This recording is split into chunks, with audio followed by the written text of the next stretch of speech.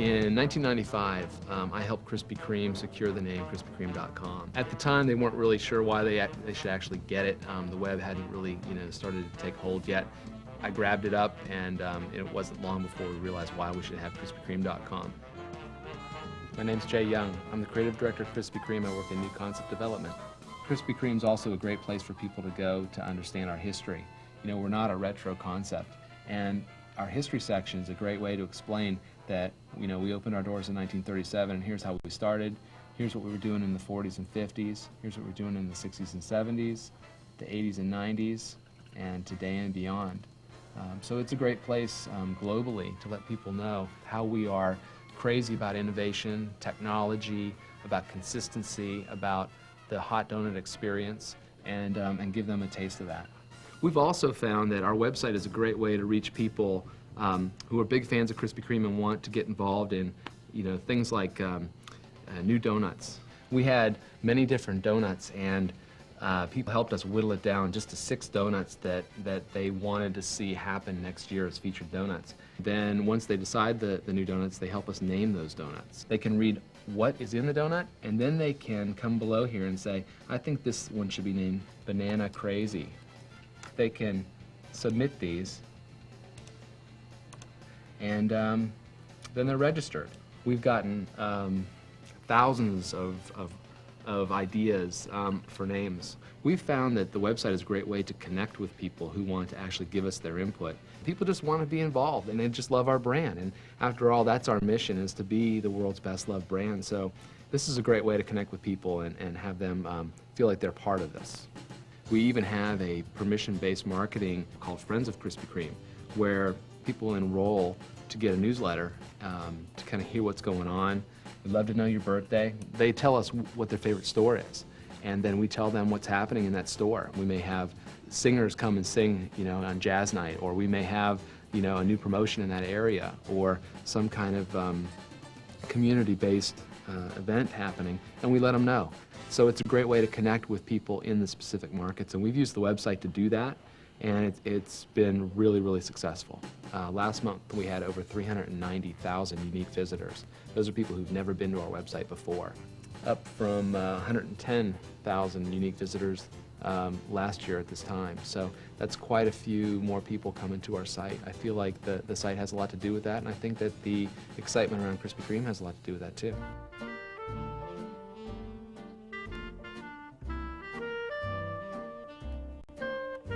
Guys, what's happening this afternoon?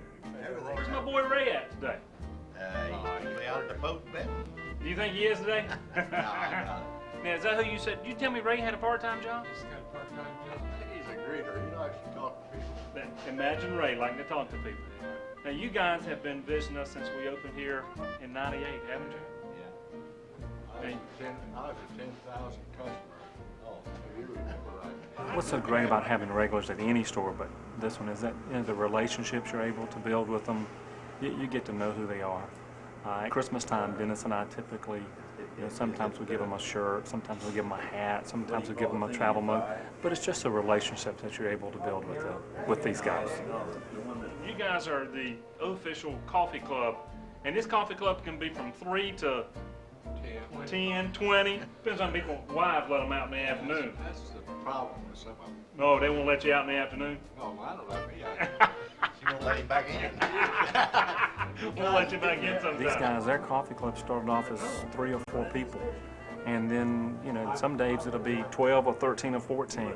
So these guys help explain the Krispy Kreme experience to everybody they touch. It's that word of mouth advertising is one of the best form of advertising that you can get. So when any of our regular customers go out and tell people about either the donuts, the coffee, or the experience, you just can't buy that kind of advertising. Well, I live out of town, and we don't have a Krispy Kreme where I live. So wherever there's a Krispy Kreme when I go out of town, I have to go. It's like an obsession. Had 3 ladies yesterday that were in the Overland Park store. First time they'd ever been to Krispy Kreme. They'd eaten a hot donut, and one lady was really talking about how great the coffee was. Now, they live about 2 hours from Kansas City, so it's one of those things that they may get here once a month. So I gave her a bag of whole bean. She was drinking the smooth. I gave her a bag of smooth beans just to take home, to try, to taste. So it's about some of those types of relationship building that, it doesn't have to be somebody I've seen 20 times. It can be the first visit. It's about some of those things that's relationship building and building that loyal base, even if they only come visit once a month. Because of the nature of the product, it just allows itself to be able to do that real easy. Hold on one second. You can go out this way, partner, if it's easier. We're through right there. Especially moms that bring kids in that can see the donut theater. The moms can have a conversation, have a cup of coffee. The kids love it. The adults love it. And our employees like seeing those same room people. When some of them come in today, you can see them already getting the donut and the coffee that they like, just knowing exactly what that customer wants. Krispy Kreme marketing is simple. It's about the donuts, it's about the coffee, it's about that experience. Because we take more of a branding approach versus a kind of short-sighted marketing promotional approach, we're in it for the long term. My name is Steve Bumgarner, Director of Marketing at Krispy Kreme. Deal largely with local store marketing, which is really grassroots marketing and public relations all across the country. Using relationship marketing tools, be that a database, be that just grassroots stuff out, guerrilla kind of marketing stuff out in the marketplace, that where you handed a donut to someone on the street corner. That's about building a relationship. And I think that's hard on a consumer product scale. I mean, it's easy on a business-to-business scale, but how do you do it in a consumer environment where there's so much noise and so many other products to compete with? How do we develop that relationship with the consumer that's very unique and very different and very personal? First and foremost, Krispy Kreme is about quality products, clean stores, and great service. And so that's kind of what Krispy Kreme, I think, in most of our consumers' minds, Krispy Kreme is simple. Beyond that, I think it's how do you continue the relationship? How do you make it meaningful? How do you bring them new things, new products, new pieces of communication, and keep that they're friends? And how do you keep them coming back? Some people say, is it the donut or is it the experience? It's kind of hard to separate those two, because that hot donut and the sensory of seeing the donuts being made and smelling them and hearing the sounds of the store and the kids screaming and all those kinds of things come together. And that's the experience of a store. It creates a memory in their minds that lasts for years. And so many people have you can think of their first Krispy Kreme story. My first real Krispy Kreme experience is Little League Baseball. That's what it was called. You started when you were probably 5 or 6 or 7 years old, and we lived out in the middle of the country. Your mom got a T-shirt and put your name on it, or the team name, and wrote a number with a magic marker. I mean, that was what your uniform was. The first, official Little League uniform that the company printed the name and they printed the number on it. Our team vault by doing Krispy Kreme fundraising, and I went door to door to aunts and uncles and people that went to church with us and just people that lived in a little small community. I really wish I had that uniform today, but I will always have that kind of warm memory and just that thought about having that first Little League uniform. There are Krispy Kreme stories that are 2 years old, and they're just as touching as the ones that are 30 and 40 years old. So it's the job of our employees and our stores to kind of set the stage for those memories to happen. It's the customer's job to kind of create their own memory, but we have to do all the things right to make that happen. And it's staying top of mind in the community and in the mind of our consumers is probably, we know, what drives them back, and they'll think of that last hot donut they had, and that's reason enough to come back, because they had such a great experience, and by staying top of mind, they'll come back. I think we're continually looking for ways to elevate the brand, and the best way to do that is to start with the customer, to understand what they want. I'm Stan Parker, Senior Vice President of Marketing at Krispy Kreme. Well, I think we've certainly intensified the amount of research we're doing over the last few years. Historically, we've outsourced our marketing research, but as we are doing more and more, we're beginning to build internal capability, and then we will continue to use outside resources sometimes, but we're building an internal capability now to do some of the things before that we haven't done inside. And also with our local partners, our franchise partners, they bring to bear a tremendous amount of local knowledge of the market.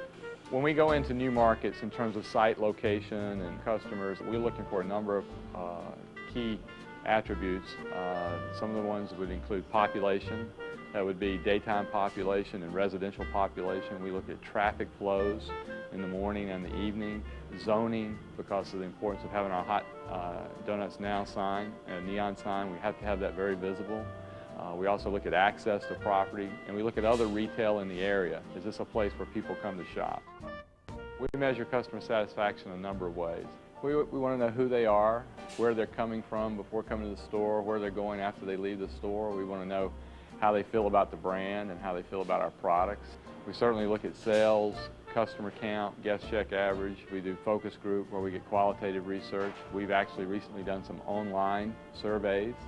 We've done some online focus groups, which were new for us, and we learned a lot there. We do new product research, both concept and sensory, research around design, both for the store and packaging. We've done communications research.